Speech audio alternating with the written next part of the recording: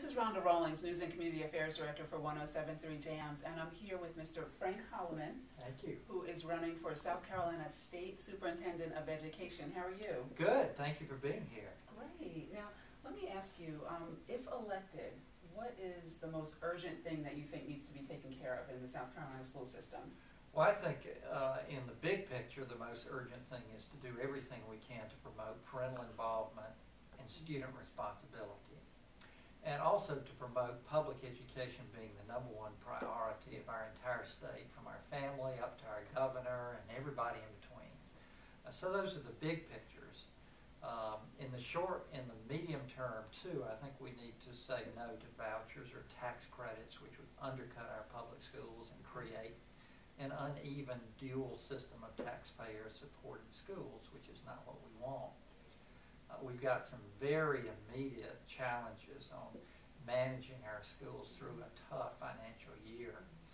So we're going to have to work carefully on that. But we need to look to the future on how to improve academic achievement for all kids. Okay, and I'm glad you brought the financial issue up as well, because the nation, and of course as well as South Carolina, is struggling with funding for schools. What can you do to help that problem? Well, the first thing I think is we have to be sure we do not make a serious mistake, and that is to undercut our public schools through vouchers or so-called private tuition tax credits, which are just vouchers in another costume, which would really clobber our public schools financially. Secondly, I had this great opportunity to work with Dick Riley as his chief of staff and as his deputy secretary when he was our U.S. Secretary of Education. And I hope to use that experience and those contacts, and Dick's contacts for that matter, to help South Carolina compete for every grant opportunity we can put our hands on that we can use effectively. Hopefully that will help us as well. Third thing, I think we need to look for any savings we can find and make sure what we're doing is the most cost-effective academic approach.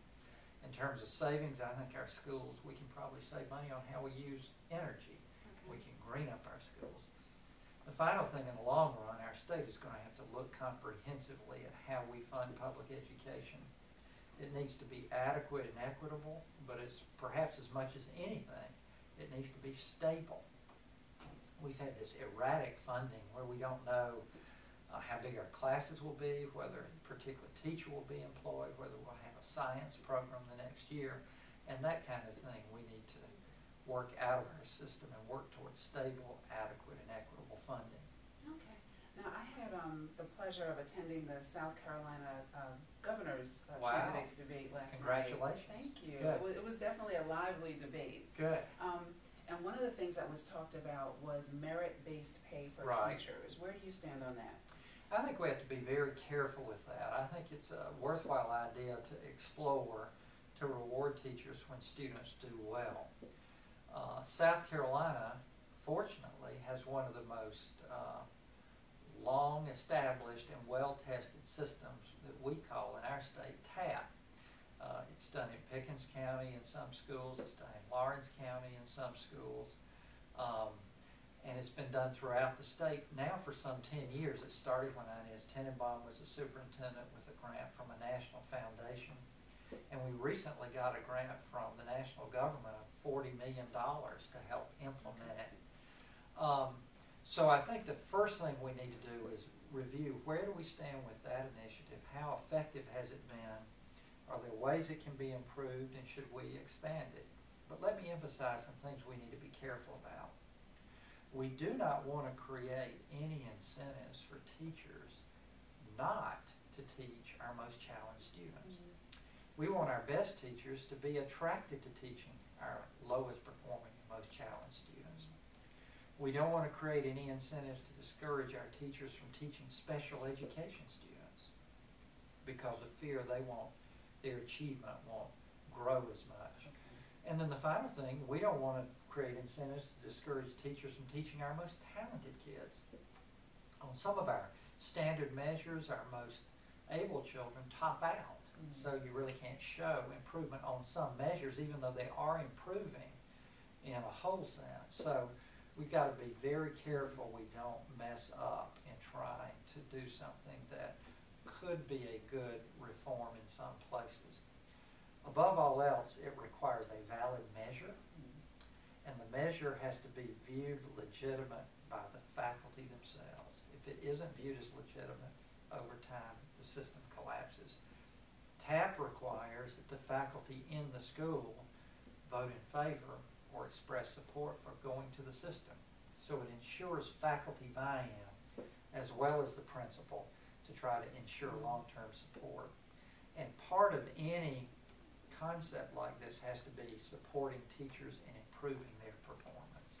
Okay. So it's a very complicated question. We don't have a well-established model in the country that has worked perfectly or has been easy to reproduce somewhere else. So I think it's something we want to look at, but we want to be very careful and make sure we're fair and effective.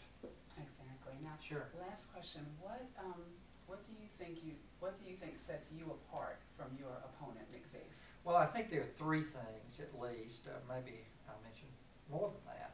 One is I'm the only candidate who has experience in supporting and working to reform public education.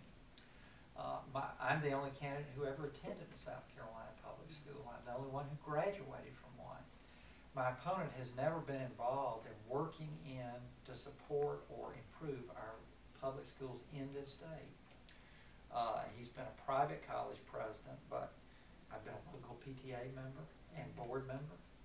I helped start First Steps in our state, our early childhood initiative. I helped establish our education plan in our Greenville School District.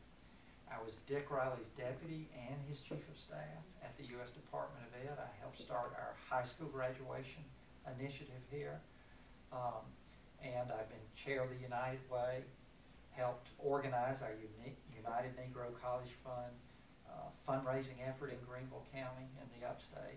So my experience and dedication to public education goes back to the first grade in Seneca all the way up to the national department. My opponent has not been involved in that way or in any significant way in public education in South Carolina on the issues.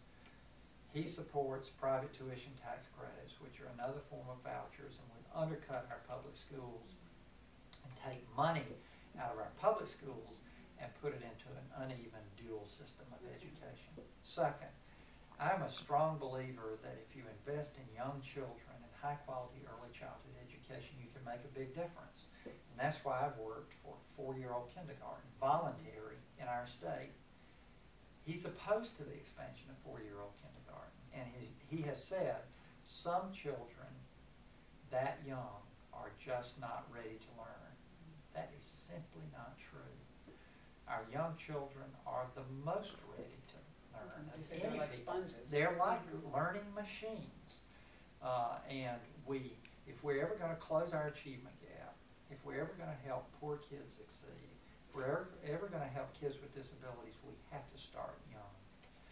A third big distinction is he's opposed to us competing for some major grants, and particularly some major national grants, and we must do that to succeed.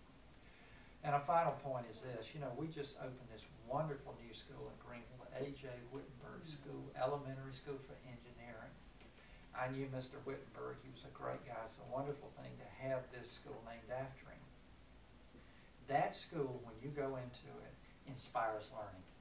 It's a new and different design. It's designed to build the community.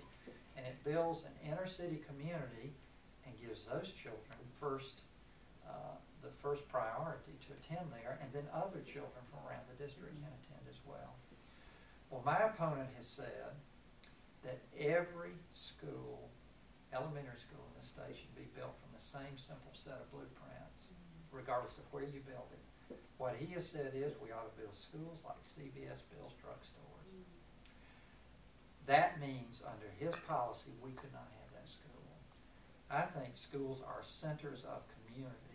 They're built for generations. They're not a commercial box to be discarded if the market changes. We're investing in our neighborhoods and in our kids. And we should view schools as centers of community, not as CVS drugstores. So at least on those issues alone, and many others, we're far apart.